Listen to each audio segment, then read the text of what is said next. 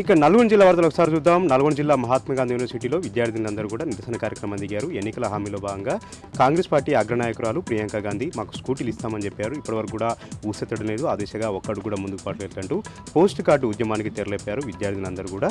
ఈరోజు ఉదయాన్నే post card ద్వారా ప్రియాంక గాంధీకి విజ్ఞప్తి కూడా చేయడం జరిగింది. వేర్ ఈజ్ మై స్కూటీ అంటూ విద్యార్థులు నినాదాలు కూడా చేశారు. ఈ సందర్భంగా వారు మాట్లాడుతూ ఎన్నికల హామీల్లో 420 హామీలు ఇచ్చారు, ఏ ఒక్కరు కూడా అమలు కావట్లేదు. ప్రధానంగా చదువుకుంటున్నటువంటి యువతులందరూ కూడా స్కూటీలు ఇస్తామని చెప్పారు. ఇప్పటివరకు ఎన్నికల హామీలు చెప్పినటువంటి మాట నిలబెట్టుకోకుండా కాంగ్రెస్ పార్టీ ప్రభుత్వం మోసం చేస్తుందంటూ కూడా విద్యార్థులు పోస్ట్ కార్డు ఉద్యమాన్ని తెరలేపారు.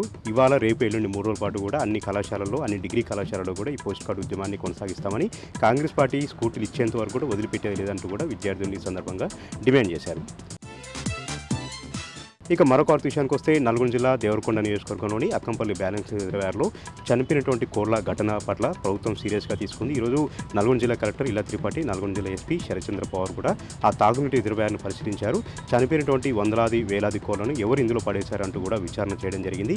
చుట్టుపక్కల ఉన్నటువంటి కోళ్ల ఫారం యజమానులను కూడా పిలిపించి వారికి గట్టిగా వార్నింగ్ కూడా ఇవ్వడం జరిగింది. బర్డ్ ఫ్లూ వస్తున్నటువంటి వార్తల నేపథ్యంలో ఇలాంటి చనిపోయినటువంటి కోళ్లను తాగునీటి రిజర్వాయర్లో ఎందుకు వేశారంటూ కూడా ఎస్పీ కలెక్టర్ ఈ సందర్భంగా ఆగ్రహం వ్యక్తం చేశారు. ఇప్పటికైనా సరే ఇలాంటి ఘటనలు పునరావృతం కాకుండా రిజర్వాయర్ వద్ద పటిష్టమైనటువంటి బందోబస్తు ఏర్పాటు చేయాల్సిందిగా కూడా ఎస్పీకి ఆమె విజ్ఞప్తి చేశారు. ఇక యాదాద్రి భువనగిరి జిల్లా వార్తలు ఒకసారి చూద్దాం. యాదాద్రి భువనగిరి జిల్లా చౌటుప్పల్లో ఎమ్మెల్సీ కల్వకుంట్ల కవితకు ఘనంగా స్వాగతం పలికారు. మునుగోడు మాజీ MLA Kusukuntla Prabhakar Reddy BRS party శ్రేణులు ఖమ్మం జిల్లా పర్యటనకు వెళ్తున్నటువంటి క్రమంలో మార్గ మధ్యలో చౌటుప్పల్ వద్ద ఆమెకు ఘనంగా స్వాగతం పలకడం జరిగింది.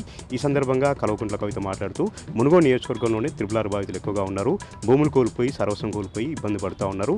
సీఎం రేవంత్ రెడ్డి వాళ్ళ బాధలు తీర్చాలి, వాళ్ళ డిమాండ్లను కూడా నెరవేర్చాలని కూడా ఆమె సందర్భంగా డిమాండ్ చేశారు. ఎన్నికల హామీలో భాగంగా త్రిపులార్ బాధితులకు న్యాయం చేస్తామని రాజగోపాల్ రెడ్డి, సీఎం రేవంత్ రెడ్డి ఇద్దరు కూడా ఇచ్చారు. ఆ తర్వాత ముఖం చాటేశారు.